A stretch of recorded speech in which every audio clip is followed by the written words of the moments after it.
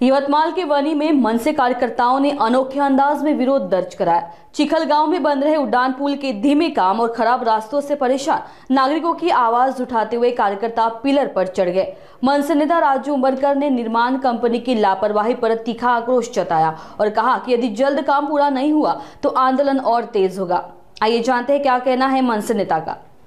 2 वर्षापासून या वनी शहरात जो मुख्य महामार्ग आहेत, जे शहराला जोडणारे वनी शहराला जोडणारे 2 महामार्ग आहेत, ते दोन्ही महामार्ग या महारेलच्या पुलामुळे विस्कळीत झालेले आहेत। इथं कुठल्याही प्रकारचं यांचं नियोजन नाही आणि काम एवढ्या संत गतीने आहे की यांची टाइम लिमिट होऊन सुद्धा आजपर्यंत काम पूर्ण झालेलं नाही आणि याचं सर्व नागरिकांना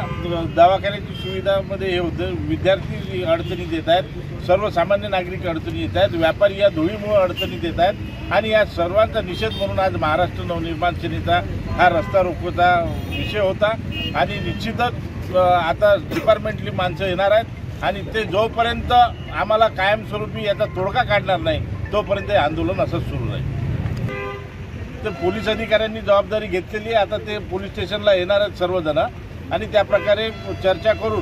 जोपर्यंत इथल्या नागरिकांना याच्यातून सुटका होणार नाही महारेलच्या त्रासातून तोपर्यंत महाराष्ट्र नवनिर्माण सेना याहीपेक्षा